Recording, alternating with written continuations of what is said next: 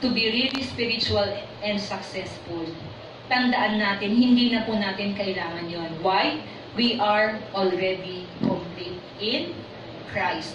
Sabi, we don't need any extra religious rules, mystical experiences, or human wisdom to be accepted by God. Living in Christ's fullness is not about doing more. It is about trusting more. Magtiwala po tayo sa Panginoon na we are already complete in Christ. Rest in that truth. Amen? Tumayo po tayong lahat. Hallelujah. Hallelujah. Panginoon, sa oras pong ito, kami po ay nagpapasalamat sa iyong salita, O God.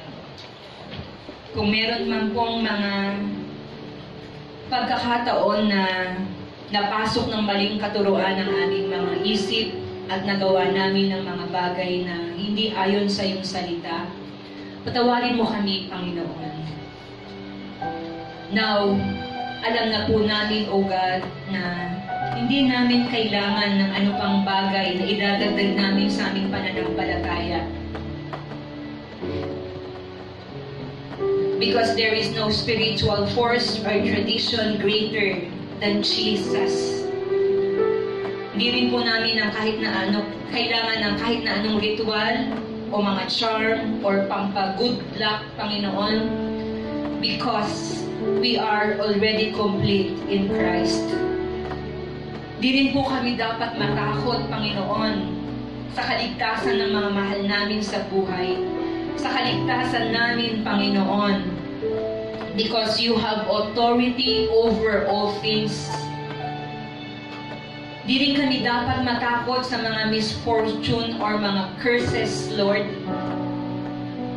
Dahil you can protect us, O God, and you can destroy all these negative spirits in our lives. Maraming salamat po, Panginoon.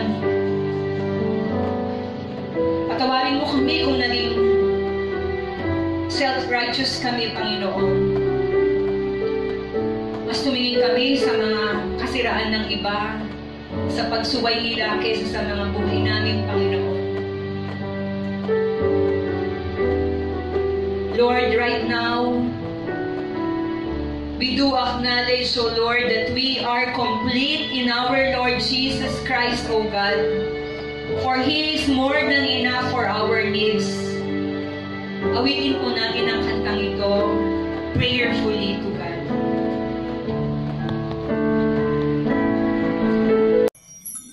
Surfing the universe with Hot Hits C100.